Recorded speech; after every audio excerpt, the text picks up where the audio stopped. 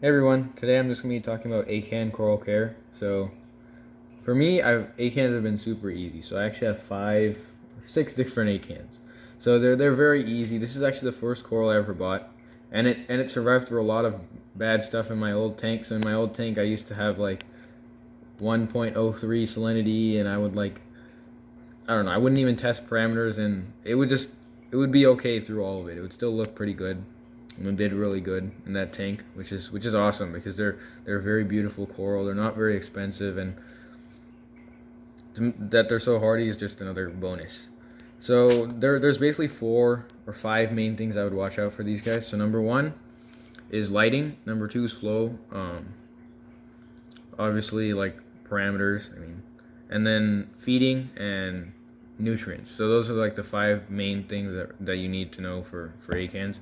So for lighting, I would keep them in low lighting. I don't have a power meter, so I just kind of keep them in the bottom of the tank, and I find that they do great. I find if you put them in higher light, they actually lose some color, and you lose some of these like different colors you see. You can kind of see how they have the yellows and like a mix of colors. If I put it in higher light, it'll just be like one color, and sometimes it browns out, and they just overall don't do as well, and they don't look as nice. So I would keep them in lower light. So for flow, I'd keep them in like low flow, but don't give like zero flow. Just kind of give like a little bit of flow, so like the detritus and stuff on the coral will just kind of go off, like fly off the coral. If you give too much flow, they become like sucked in and they don't look very nice, which just ruins the whole point because they're supposed to be like these fluffy little corals that look really nice.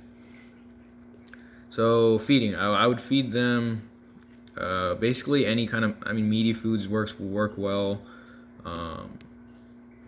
like reefroids or any of those kind of coral foods will work well also.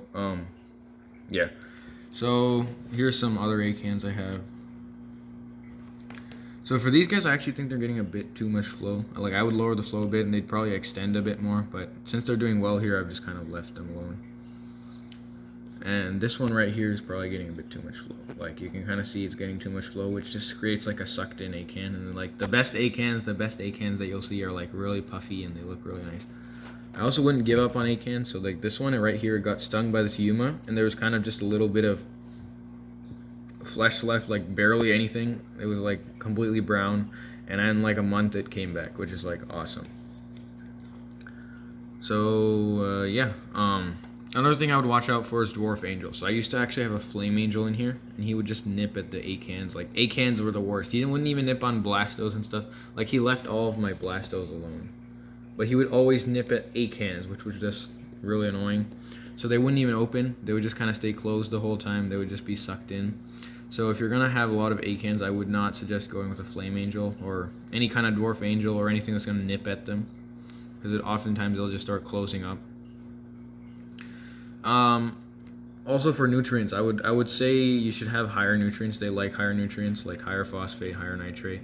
They like that, and they do better. They're just puffier and look nicer, and the color's better. Yeah. I would also say don't keep them on the sand. So don't keep them directly on the sand. It looks like they're directly on the sand here, but they're actually like on pieces of rock. So don't keep the skeleton directly on the sand. Like this one, the skeleton's directly on the sand, which might be contributing to why it doesn't look as good as these ones right here. So I would say put a little piece of rubber rock or something, glue it on another piece of rock. And I'm not sure why this is, but they just do better. They encrust better. They just look nicer. They're happier. I think it's because of all the irritants in the sand, like the little spaghetti worms and all these random little copepods and things that probably irritate the coral. I'm not sure exactly why, but that's what I think it is.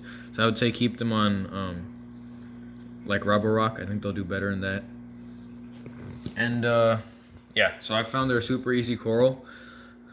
One more thing is they're not very aggressive. So like this chalice right here, if this chalice fell on the acan right here, it would just like destroy it. Like the chalice would win every time. So I would say keep them away from most other corals. Like this brain coral, there's not a chance. The acan would never have a chance against it. So I would say keep it away from other corals. I also found that acans and zoanthids do great together. They look really nice. Like acans are fine with most soft corals, like mushrooms. Most of them are fine with. Candy canes, they do okay with candy canes. Montes, they do fine with Montes. They just don't do good with most of the other LPS. I found that they do okay with Montes and SPS and stuff. They don't really have a problem, but then when there's other LPS, they have a big problem, and they usually lose, so they're not very aggressive, which is great for keeping them close to other stuff, but like it's also a problem sometimes because they lose when there's coral warfare like every time. So yeah. Overall, they're really easy. They're a pretty cheap coral. One thing to watch out for is morphing. So sometimes these guys morph a lot, like especially the rainbows, they morph a lot. Like this one I bought as a green and tan coral, but like it doesn't even resemble the same coral. It looks like a completely different coral. So I'd watch out on that for rainbows, because like I wouldn't say go out and buy like a rainbow. It just looks really nice for like $100 or something, because it could just morph into like a normal red, like this one.